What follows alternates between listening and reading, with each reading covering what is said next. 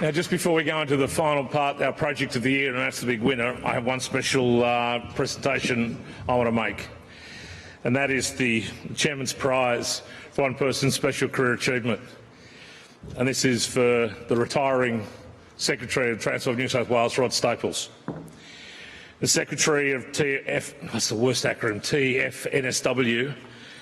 He leads more than 25,000 people working across transport agencies on behalf of all of us.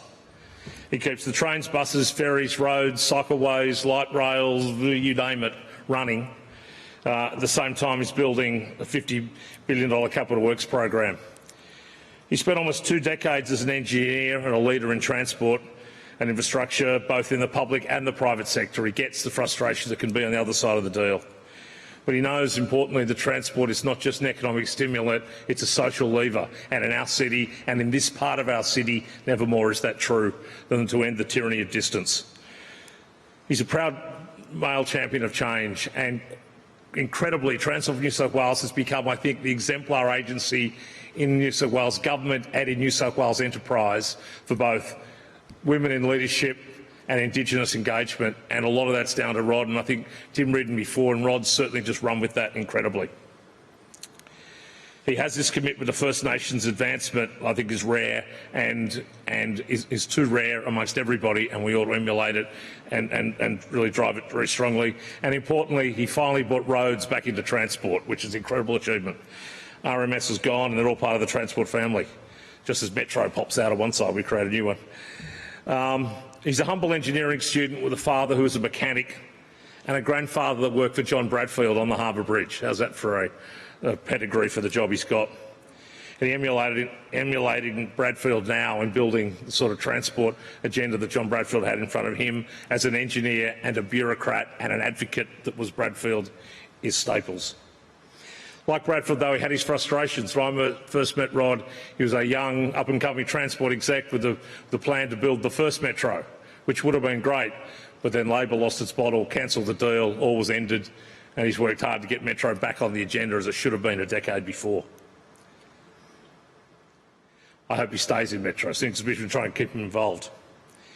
He's a proud, or most importantly, a proud and very committed father to Tom, Anna and Jack, and he is beloved by his team. Maybe not all 25,000, but about 24,000, whatever, plus. Whenever you hear Transport for New South Wales people talk, they light up a little and they talk about their boss. My team never do that. I've got all the time. He's amazing the way he's inspired them, way he's got involved and been customer-centric, not necessarily a tradition within Transport for New South Wales. He's a Rabbitohs tragic. Now, is there any other kind of Souths fan than the tragic? He's a working-class kid from Botany who had his family holidays on the Hawkesbury and has now become an honorary proud son of the West. What better way to honour Rod Staples than an Eels fan to put a Rabbitohs hat on for this? But Rod Staples is near a worthy recipient of the Chairman's Boomtown Prize for commitment to Greater Western Sydney. Come and have a chat. Please welcome Rod Staples.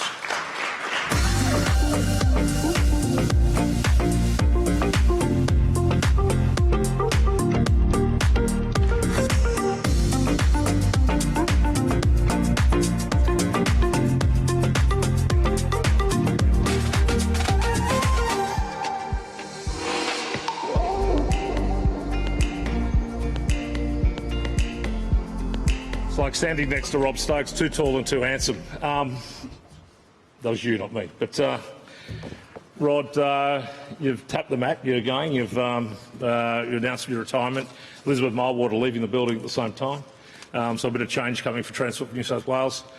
Mate, we throw numbers of billions around here every day. It's, and I've just launched 8 new projects that we want you to do. Most of them yours anyway. Are you concerned that sometimes we've lost perspective of just how much we're doing? As ambition, you've grown the ambition as long as you've grown the build. Are you worried we're starting towards the limits of a city's capacity to keep building, or has you still got plenty more? Well, I think we've always got to be conscious of how big it is at the moment, Chris. There's no doubt about that. You sort of look back. I know when I started in Transport 15 years ago, just one of the projects we're doing now would have been seen as a really, really big achievement, and we've got a multitude of them. But we've grown up as well. We've built a lot of capability both within government and across the private sector to deliver at the scale we're delivering. So I'm confident that we can continue to lead the charge collectively between ourselves and industry to push into the next decade. You know, we've got a really big decade of building and shaping Sydney, particularly Western Sydney, in terms of some of that leading infrastructure that I know you've all been talking about and advocating. I can only ask as you're going, what is your favourite bit of kit? You know, you've got a massive transport right across Sydney, Western Sydney, New South Wales. What's the one, if you have spare time, you want to ride, sit on, take part in, or still build? Yeah, well, the problem with that, Chris, is that it's like asking who's your favourite child, of course. But we've all got one. We just don't like saying it out loud. Look, it would be hard for me to not recognise that I spent 10 years invested in developing the automated metro here in Sydney. So, of course, I do like to get out and have a ride on that. But it's not to say that other parts of the family I don't adore greatly as well. But, you know, metro is definitely in the core of my heart for sure. Just lastly, if you said you've got a family background in this stuff, it must have been somewhat of an honour to sort of get in that space, but also daunting. What would your grandfather say now? I don't know what he'd actually say. That's a tough one to put on me, Chris, but I think he'd be proud. I know he was very proud, and my father talked a lot about how his father would talk about the role he played in shaping Sydney. You know, it was a simple job of getting up on that bridge every day and helping build it, but he played his part. And just like we've got tens of thousands of workers out there working on our projects at the moment, and all of them are making a great contribution. So I know he'd be proud of the thing that I've done now in terms of helping shape Sydney. But, you know, there's many people out there doing it. Well, mate, that award is to recognise your commitment to our region, your leadership of Transport for New South Wales, and in many ways on behalf of all of your staff. The first responders we forget about, the primary staff. A lot of today's discussion, how do we take officers from home, how do we all work from home? It's not easy to work from home if you're a train driver. You're on the train. And please take back from us to all of your team, who I know are sad about your imminent departure, our thanks for them continuing to turn up every day, do their job, safely get us where we need to be, when most of us would rather have curled up at home away from the world. They didn't always have the chance. So please, ladies and gentlemen, again, join me in thanking the recipient of the 2020 Chairman's Prize, Rod Staples.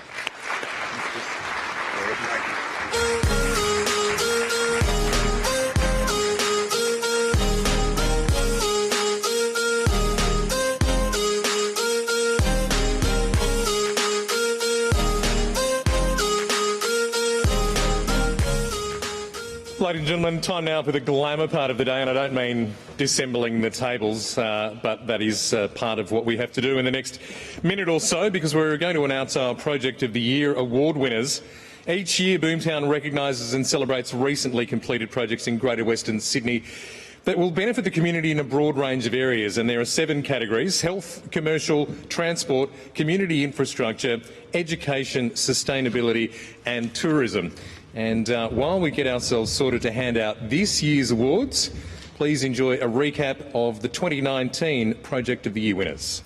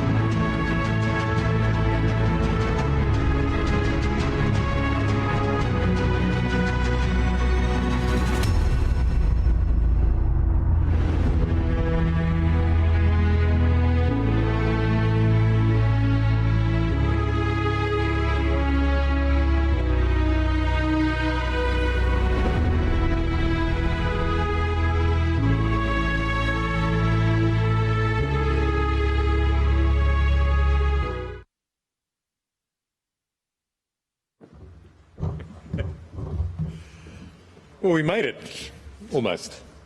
There's our central easel Project of the Year awards in 7 categories, and joining me on stage to present these, I'd like to welcome back the Executive Director of the Western Sydney Leadership Dialogue, Adam Leto.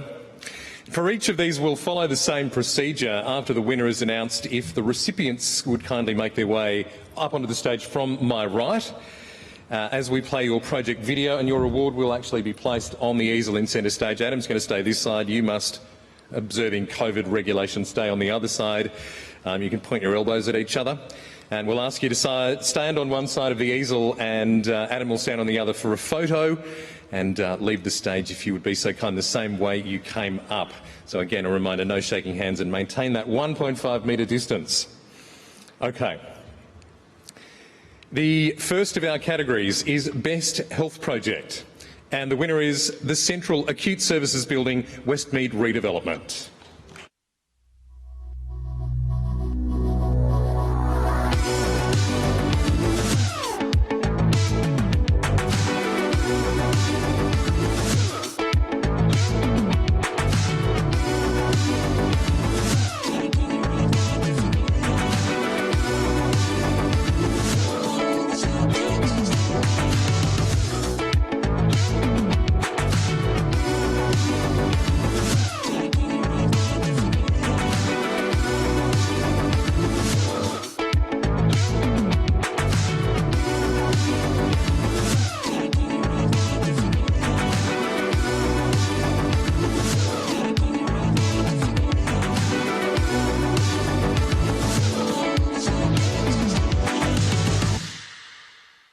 Plans, of course. Please welcome our recipients. We've got representatives on stage from Health Infrastructure New South Wales, the Sydney Children's Hospitals Network, the University of Sydney and the Western Sydney Local Health District. Please congratulate them.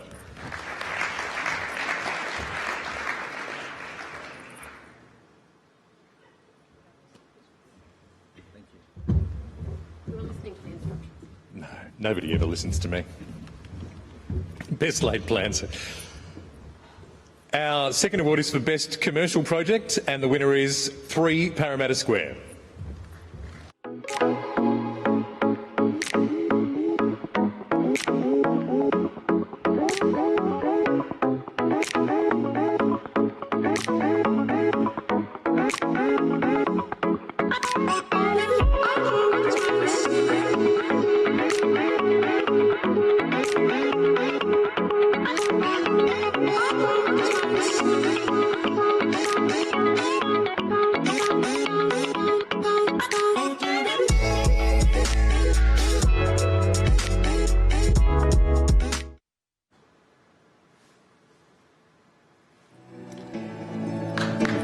And our recipients making their way onto the stage, we have the project partner representatives from the City of Parramatta, National Australia Bank and Walker Corp.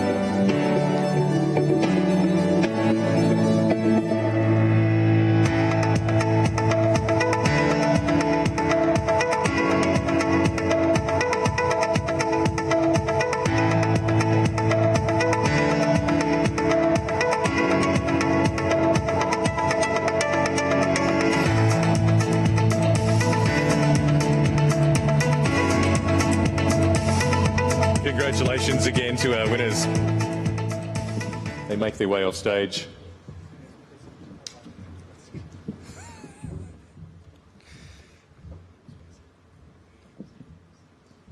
Our next category is Best Transport Project, and the winner is North Connects.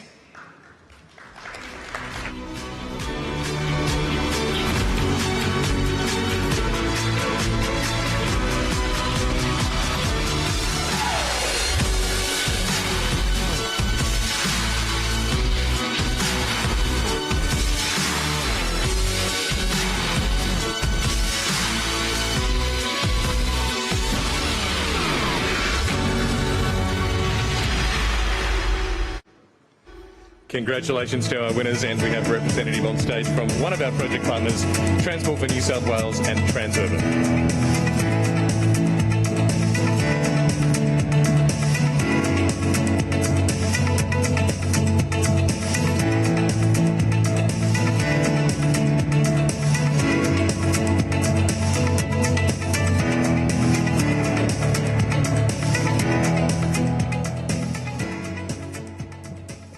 Our next category is Best Community Project, and the winner is Murama Healing Space and Dance Ground.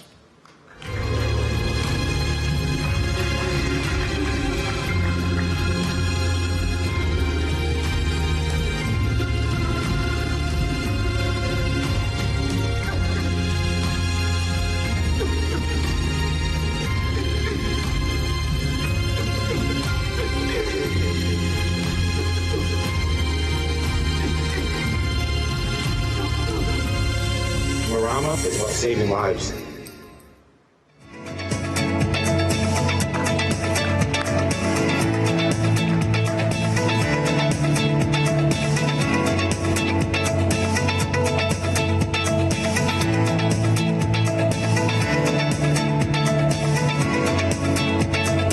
Congratulations to our winners, Best Community Project.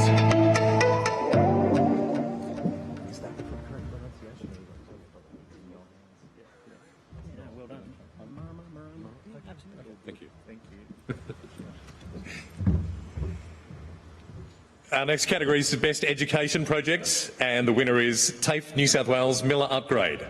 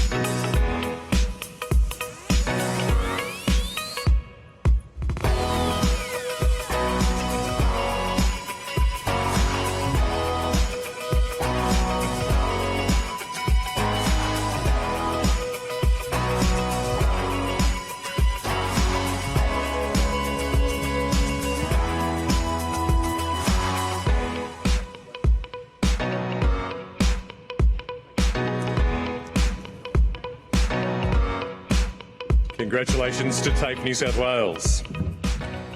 Sixth category is Best Sustainability Project, and the winner is the St Mary's Water Recycling Plant Upgrade.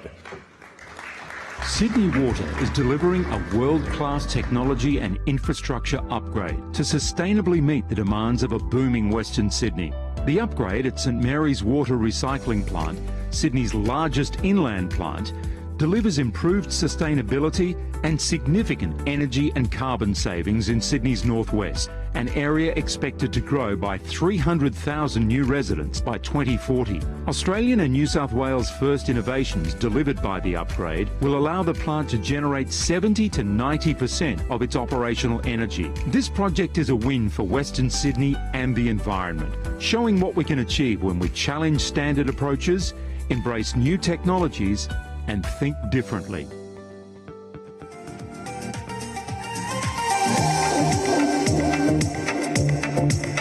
To our representatives from Sydney Water.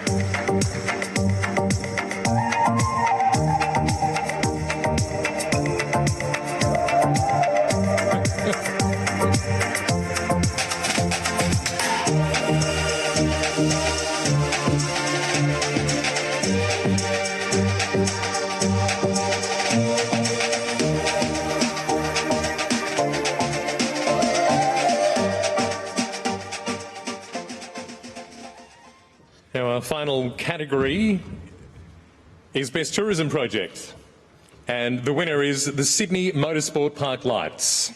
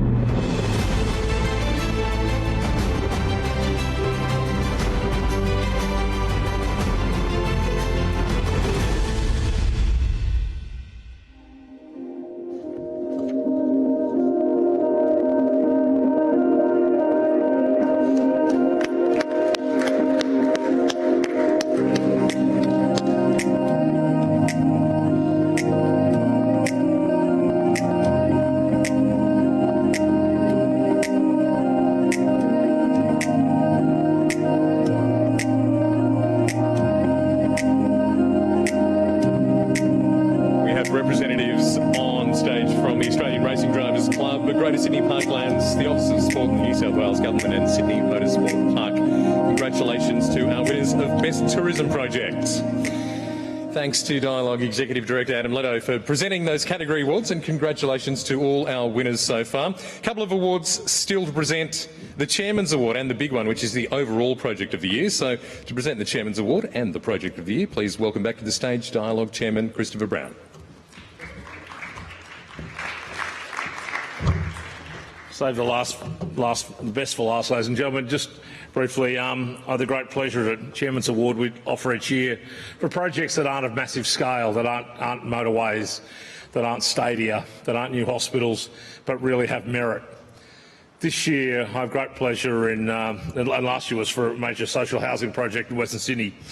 This year, in doing so, we want to honour the first responders for Western Sydney. Those who, as I said, back before recession and pandemic turned up, it was just bushfires we were fighting, but has gone on through pandemic, the recognition of the largely public sector and volunteers who see us through strife, who help us in need, who are the first in the door, who don't get to work from home, and to make the city safer and more civilised for us to enjoy in our quiet contemplation. In combining that in Western Sydney and in our infrastructure and property, I have the great pleasure in awarding the 2020 Chairman's Award for Excellence to a collaboration in beloved Bankstown. It's the New South Wales Police Force Aviation Support branch of Bankstown Airport, the new Pol-Air facility at Bankstown.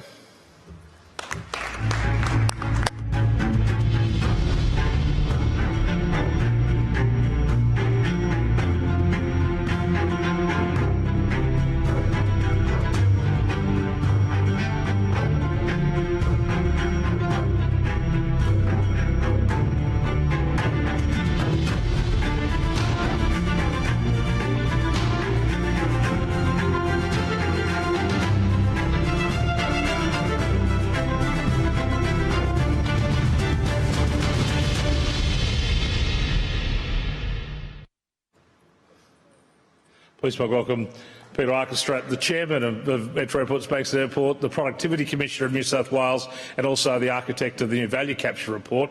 He's been a busy boy, and his partners at Altus. Particular shout out to Aware Super, you know as First State Super, the long-term owners of this site who are really committed in working with the police force. Better get a photo.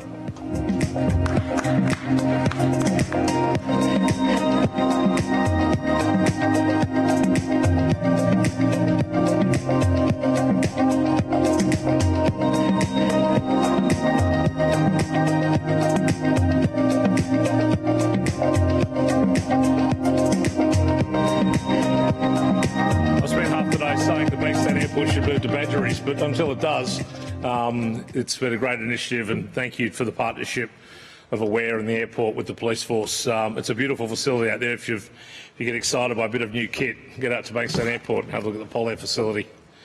When I was kids, I used to make a joke about the thought of Pol-Air. It was called something else, but please take our support back, Peter, to your partners in the police force and part of it. My very last function of the day is to announce the big one, the Project of the Year. From that category prizes, our patrons mulled over those to choose the most important one. Not a bad group, those patrons of Nick Reiner, Cameron Klein, Craig Knowles, Kerry Schott and Peter Shergold. A little sneak preview, a special treat for those that are still here, that that group will change early next year when Nick Reiner, that's the change, when Nick Reiner and Craig Knowles, I've told them if you join our board you eventually become a Consul General somewhere, and Craig's in Auckland and Nick's off to New York. So we'll be welcoming the great Lucy Hughes Turnbull and the wonderful Mike Murdoch, doyens of public and private enterprise, to join our board to bolster as our patrons. On their behalf, all five had a vote, and I'm honoured to announce on their behalf that the winner of the Patrons Prize and Project of the Year for 2020 for Greater Western Sydney is 3 Parramatta Square.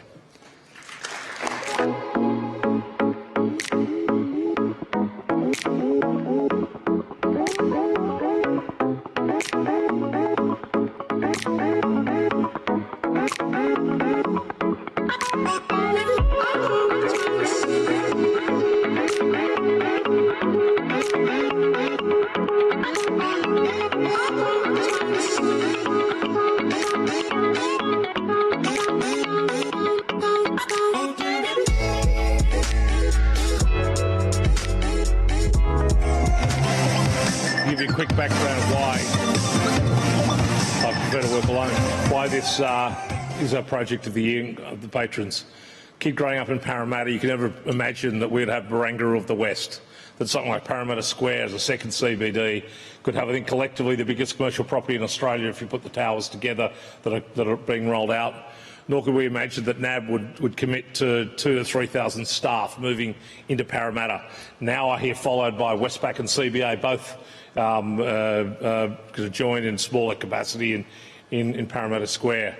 I want to honour the ambition of Parramatta Council, who thought the old Parramatta Library car park where I used to go as a kid would one day become Parramatta Square, where Sydney Water started, and then this really followed. And it was a brave move by the council to do that.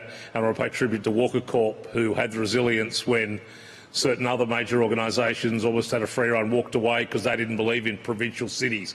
Well, are they stupid, and well did the two people who suggested that lose their job subsequently, because Walker Corp jumped in and made an incredible success of this project.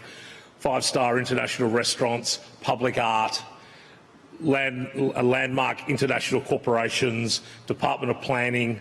I remember writing a letter to government saying, please send a tenant or two their way to anchor the building.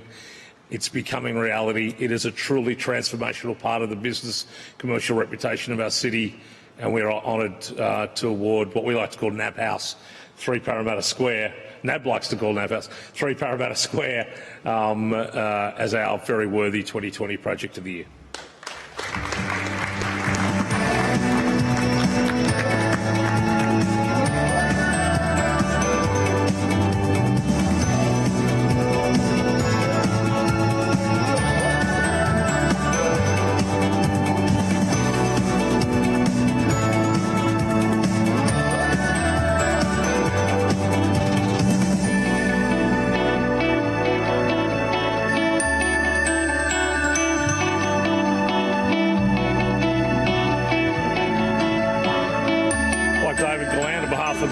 Consortium for Walker Corp to say a few words, mate. Thank you, Chris. Firstly, of course, to all the other award winners and the nominees, congratulations to everybody. It was certainly a very difficult year this year for the industry, but I think when you look at the excellence in the projects, it's a testament to everybody, how hard everybody's worked. To the judges, of course, thank you very much. But I think, as Chris was saying, Parramatta Square has been around for many years. It was started back in the late 90s, early 2000s, and got off to a false start. And we must, of course, congratulate the councillors who had the foresight to push ahead despite those challenges that they had before us. And put their faith in us to deliver. As Chris was saying, it is the scale of Barangaroo. If it was in the middle of Sydney, to be nearly a $7 or $8 billion commercial project. So it adds about 30% more commercial office to that Parramatta CBD and makes it the second largest office market in New South Wales. So to Parramatta Council, of course, to Brett and all of his team who've been most supportive, and to our project partners, NAB, for their support in pre-committing and occupying the tower. Cheers. Well done. Of course, Brett, that was about 3 CEOs ago at Parramatta Councils. I told him they measured it in dog years, Parramatta Council, but he's hung in there. It's wonderful. I'm going to get out of your way and let Adam shut the joint down. Can I just throw my little thanks to my team? Under Adam's leadership, Brett and Mariska largely pull an event together, everybody, and the huge team that we have that pull this together internally, and how proud I am that we're talking about the West having projects that could stimulate a recovery. I think we started it today. Out of the house, in a suit, talking to each other, collaborating, doing deals, staring down a recession, staring down a pandemic. Couldn't be prouder of Western Sydney. Thanks very much. Please welcome Adam Leto.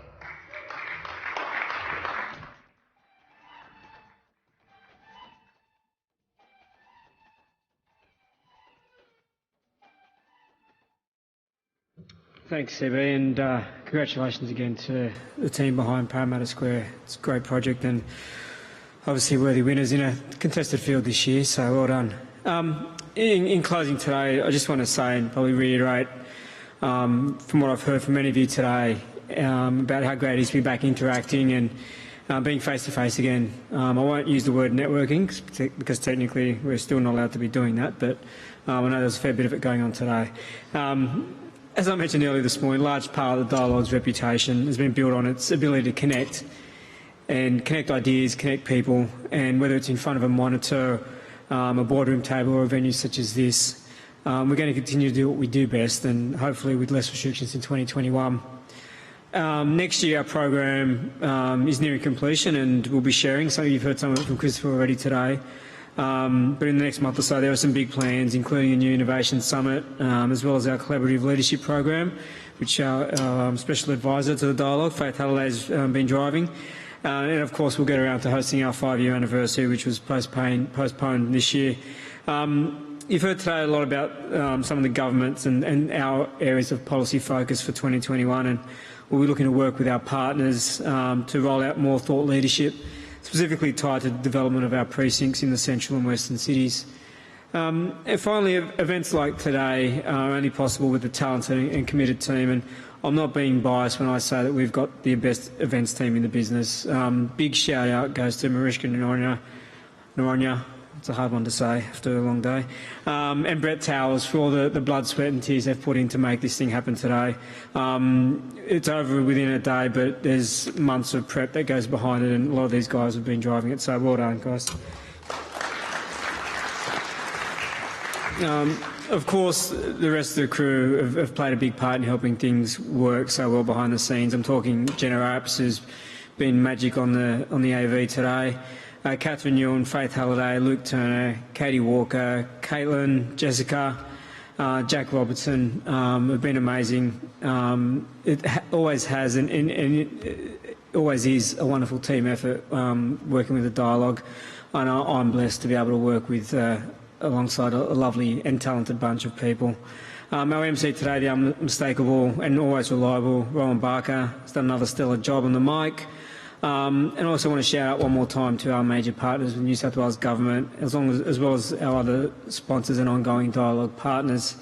Lastly, I want to thank our patrons, including the outgoing Nick Griner and Craig Knowles, as Christopher just touched on, for all of their guidance over the last 5 years. And of course, our chairman, Christopher Brown, who continues to lead from the front, and when he's not sharing his daughter's Christmas wish list with the media, he's not a bad bloke to work for. For those who missed that SMH article a few weeks back, it was worth checking out. Finally, thanks to everyone for turning out to Farewell 2020. Look forward to seeing you all in 2021. Christopher and the team and I will be heading over to the Sofitel for a drink now, so if anyone's got some time, we'd love to have you join us for a drink. Thanks, guys.